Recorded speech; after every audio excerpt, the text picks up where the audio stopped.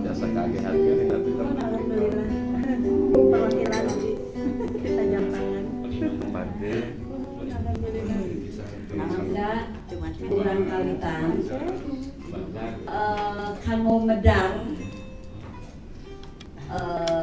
etan sebat tahun saka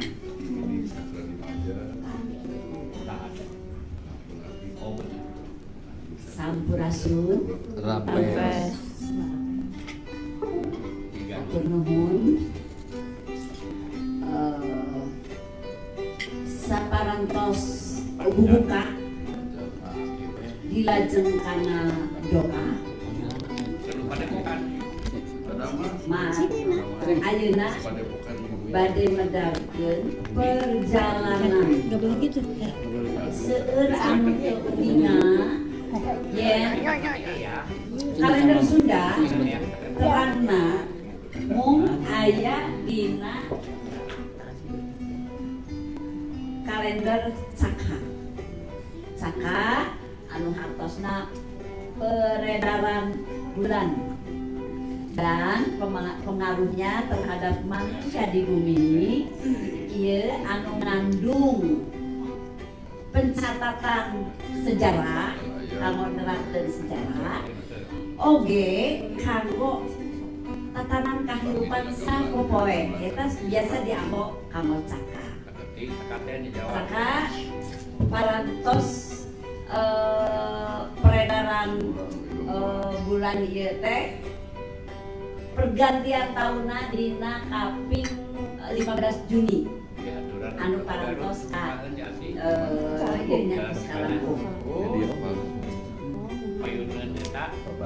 ayeuna anu Saka dan di kalender Sunda itu beungharna teh kan ada 3 hiji peredaran bulan 2 peredaran parapoe 3 peredaran bintang nah kalesan anu diteliti ku Abah Ali Sastra Wijaya ieu mung dugi ka peredaran bulan sareng parapoe nah dina kalender Saka anu ayeuna pergantian taunna nyaeta sampai di tahun 1847 anu dicandak hasil penelitian upami pada dicanak mundur ieu parantos di 17.262 disebutna Saka Tembeng anu bimit nah eta nganana upami Saka mah sapertos matahari nyaeta penanggalan ge angkana sami kaping hiji dugi ka 30 31 gitu ye kanggo matahari gunana naon ari ka matahari mah digunakeunana di kalender Sunda mah kanggo mengatang musim sareng musim anu zaman kiwari mah musim sareng musim teh saarti padahal mah di kalender di Sunda mah benten musim kanggo naon tah upami usum mah langkung kana usum rambutan naon gitu tah usum mah benten benten deui tadi anu sareng Caka mah parantos di benar hebat biasa kamu kehidupan sapopoe naon anu kudu dilengkapkeun gitu tah kanggo meninga upami kanggo Caka berada nah Saka ieu bewarana nembe tahun ieu anu disebat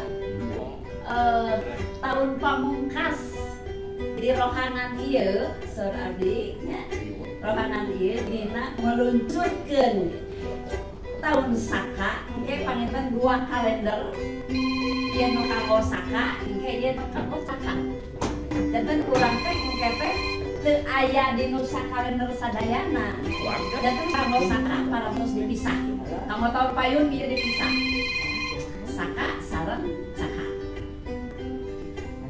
gitu nah. Kunaon ieu disebat pamungkas.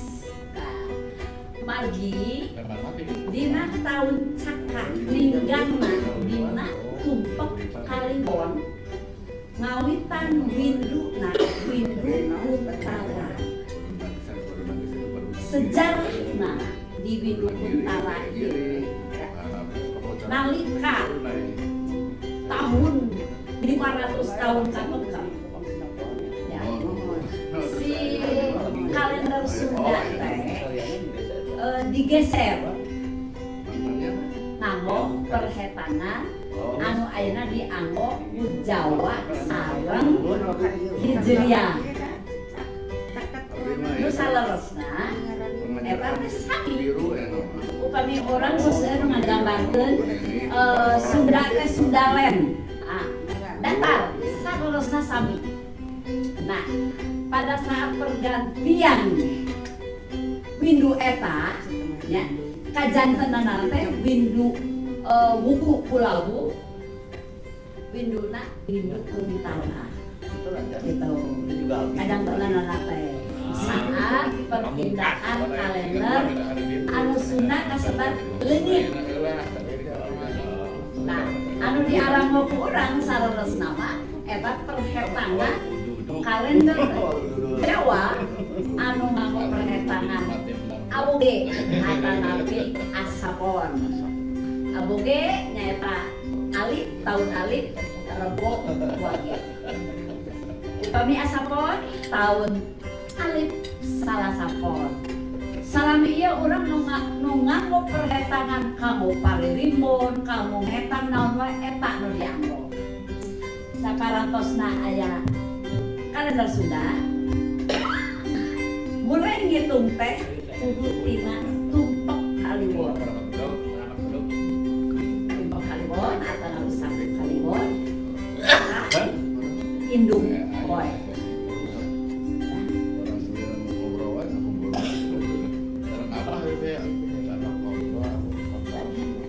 Dina peredaran bulan kamari nyaeta dina ningkang dina tumpek Kaliwon jeung dina saka ayeuna dina tumpek wage ya dina hiji manang-manang jeung karuhut lamun manggih poe anu sarua dina sataun nyaeta saka jeung saka alanjeun waspada jeung api-api kunaon di temaan bintang urang di bumi dina tumpek Kaliwon nyaeta angka tumpek atawa sabtu Kaliwon teh eta jumlahnya 17 eta boga watek bumi. Tah dina taun saka ieu nyaeta tumpek wage eta hitunganna jumlahna aya dina 13 watekna bentang. Jadi dina sataun ieu nyaeta bentang jeung bumi. Urang anu araya kahirupan manusia di bumi ieu nyaeta kudu memang dimulai tiwari teh pake eta wae tong sadawai etanya tahu kanggo pedaran ieu pangindas memang parantos di paparin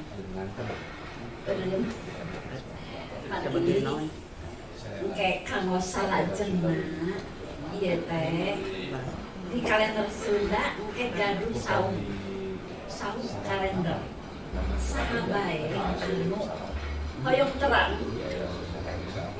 kabun aranana dina ieu kalender ya termasuk panirimbon kumplit pisan eta pangindet pedalanan disabung sanes di rohangan mawi di rohangan sepatna pamungkas dugi ka saka sareng saka aya dina satu kalender dan kemah urang keluar riung teh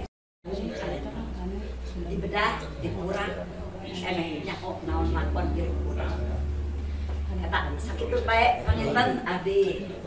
Enak kumaha bedakeun saeutik eta.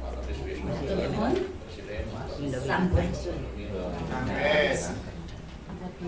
Pemaparan dari generasi Z yaitu yang akan dibawakan oleh Muhammad Faris Zulfikar. Untuk Kang Faris, mangga dipersilakan. Bismillahirrahmanirrahim. Assalamualaikum warahmatullahi wabarakatuh. Waalaikumsalam. Sampurasun. Lapes. Lapes, iya. Jadi malam ini saya ingin memaparkan lebih dalam tentang makna bintang, salah satunya dari As-Suhirin oleh melalui saya. Bisa dilihat di slide di sana bahwa awal pergantian tahun Saka 1947 Sunda yang jatuh pada hari Sabtu 21 Desember 2024 ini ternyata bertepatan dengan berbagai penanggalan penting lainnya seperti Tumpeng Wage, Sunda dan Jawa, dan 19 Jumadil Akhir 1446 Hijriah membawa makna simbolis dan fenomena unik dalam konteks kepercayaan tradisional Sunda. Pergantian tahun ini memiliki beberapa elemen penting yang dapat memberikan gambaran keadaan cuaca di lingkungan pada hari tersebut. Nah, soal makna simbolik nanti saya akan mengupas lebih dalam lagi, termasuk juga isu terkait dengan bintang yang ada di dunia modern. Untuk saat ini mungkin saya bacakan dulu slide yang di sini. Nah, dari segi cuaca, fenomena alam, musim hujan atau masa uji berdasarkan pola cuaca tropis di Nusantara, khususnya di wilayah Tatar Sunda, periode Desember biasanya berada di puncak musim hujan. Hujan lebat dengan intensitas sedang hingga tinggi sering terjadi, membawa udara yang lebih sejuk dan menyegarkan. Hujan harus menjadi berkah, bukan musibah. Kemudian fenomena langitnya, tradisi Sunda mengaitkan makna filosofis pada kejadian alam seperti bintang murang di bumi atau bintang jatuh. Ini bisa diinterpretasikan sebagai simbol perenungan atau perubahan besar, meskipun secara ilmiah fenomena ini mungkin berkaitan dengan hujan meteor yang sering terjadi pada bulan Desember.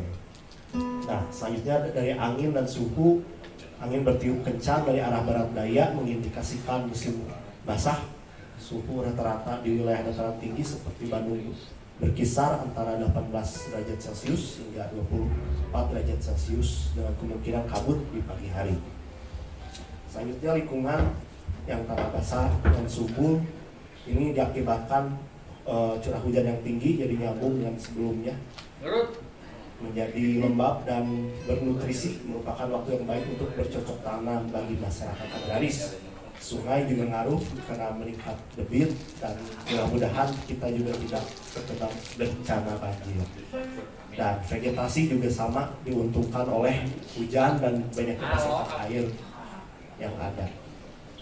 Selanjutnya simbolisme Tumpeng Wage dan Kliwon dalam kalender Sunda dan Jawa. Tumpeng Wage memiliki arti khusus sebagai hari spiritual. Jika terjadi pada dua tumpeng, Kliwon dan Wage selama setahun, ini dianggap sebagai momen langka yang membawa energi kuat untuk introspeksi dan pemulihan harmoni dengan alam. Kemudian ukir ini mencerminkan kekuatan kemegahan alam. Kombinasi ini menunjukkan pentingnya keseimbangan antara manusia dengan lingkungan.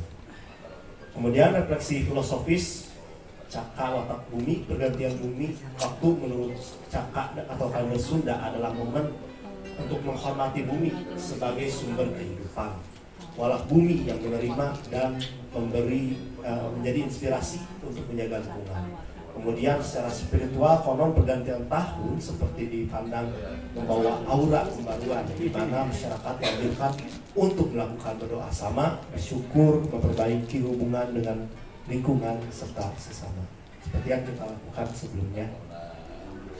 Kesan keadaan pada awal pergantian tahun 1974 Saka Sunda, ini cuaca diwarisi oleh hujan dan udara sejuk dengan lingkungan dan sumber yang kayak kehidupan. Secara simbolis ini adalah waktu untuk menyelaraskan alam dengan hubungan kita dengan alam, merayakan keberkahan bumi, dan juga fenomena penting dari bintang jatuh itu ada tanda perubahan besar. Kita lihat seperti apa ya perubahan besarnya, memberi semangat bagi masyarakat melangkah untuk menjadi lebih bijaksana dan harmoni di tahun yang baru.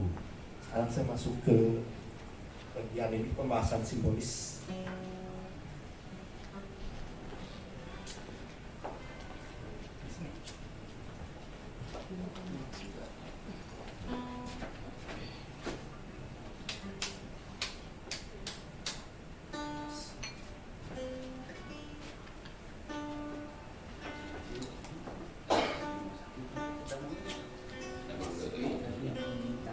Nah, selanjutnya ini pembahasan tentang makna simbolis. Saya melalui kajian berdasarkan refleksi psikoanalisis dan juga eksistensial, karena memang itu yang saya pelajari selama di masa kuliah dulu. Di pendekatan gambarannya sedikit, pendekatan psikoanalisis itu mengkaji pikiran bawah sadar kita, tapi karena ini pendekatannya Jungian, jadi pikiran bawah sadar yang secara kolektif, yang sifatnya universal, dan ada simbol-simbol yang ternyata bisa ditemukan di satu masyarakat tertentu, tapi ternyata ada di masyarakat lain yang tidak punya hubungan sama sekali kadang-kadang. Oke, next. Nah, persepsi kita tentang bintang, lanjut. Nah, bintang itu seringkali dianggap punya daya untuk meramal, seperti zodiak yang kita biasa temukan di majalah. Kalau saya pribadi tidak terlalu percaya, tapi buat teman-teman yang mungkin percaya atau mungkin memanfaatkannya, nah, dan buat masyarakat secara luas, kita perlu tahu bahwa di balik kepercayaan tersebut tersimpan pengetahuan yang panjang, tata cara penggunaan pengetahuan tersebut yang mungkin sudah hilang. Nah, ini yang harusnya disadari lebih lanjut sebelum kita menelan mentah-mentah informasi yang kita dapatkan dari ramalan atau semacamnya. Kalau yang saya temukan ya ternyata ada paradigma hermeticism. Ini tuh paradigma tentang ajaran kimia yang zaman dulu, zaman purba, bukan purba, zaman abad pertengahan. Salah satunya dari tokoh Hermes Trismegistus tentang ajaran transformasi segala sesuatu di dunia, dan yang intinya itu adalah as above so below, atau sebagaimana yang ada di atas demikian juga lah yang di bawah. Hubungan antara jagat alit dengan jagat ageng kalau di bahasa kita, kurang lebih seperti itu. Kemudian berdasarkan astrologi ada yang menghubungkan antara kelahiran, konstelasi bintang, nasib atau takdir. Ini juga kompleks sebetulnya astrologi itu, karena setelah saya pelajari sedikit, selama ini kalau kita cuma tahu hasilnya aja nih, ramalan bahwa jodoh kita kapan datangnya, rezeki kita kapan datangnya, ternyata nggak kayak gitu. Astrologi yang sebenarnya itu psikologi massa yang memanfaatkan peristiwa sejarah yang sedang berlangsung malahan. Jadi ada hubungan antara perilaku manusia dengan posisi planet dan bintang yang berada di latar belakang dari planet tersebut. Salah satu contohnya di tahun 1960 di Amerika, ketika setelah perang dingin, atau di masa sekitar itu, ternyata di parlemennya banyak ditemukan petinggi-petinggi yang lahir pada zodiak Libra. Itu kan menarik, kenapa ini yang dipilih zodiak Libra? Ada apa nih di balik makna zodiak Libra? Dan di situ ada pola juga bahwa di tahun 10 tahun pertama pada masa tersebut adalah masa krisis. Kemudian 10 tahun kemudian itu masa revitalisasi atau pemulihan kembali, kebangkitan kembali. Dan seperti kita lihat setelah tahun tersebut, setelah perang dingin, Amerika memang mulai naik kembali sebagai penguasa adidaya di dunia. Selanjutnya berdasarkan psikologi modern itu lebih banyak ke apa yang ada di dalam pikiran kita dan cara pikiran kita mengolah informasi. Simpelnya sih kayak gitu, karena manusia itu memang didorong untuk mencari pola-pola yang bermakna supaya bisa mengatasi tantangan kehidupan, bisa mengatasi masalah, bisa menemukan cara untuk mengurangi stres atau kecemasan. Selanjutnya, nah ini fakta disaster dalam bahasa Inggris atau bencana, ternyata itu dari bahasa Latin dis dengan aster. Aster itu ternyata dalam bahasa Latin artinya bintang. Jadi disaster itu apa yang masyarakat Greco-Roman berpikir bahwa bintang itu adalah pola, simbol dari pola tatanan yang teratur, yang selalu ada siklusnya, yang dikuasai oleh dewa-dewa. Tapi kalau misalkan siklus itu terganggu, kacau, maka menimbulkan bahaya dan bencana. Jadinya disaster. Next. Oke, cahaya bintang dan cakrawala tidak sadar kita masuk. Nah, ini pembahasan tentang psikoanalitik Jungian. Jadi Carl Gustav Jung itu adalah psikolog Swedia di abad ke-19.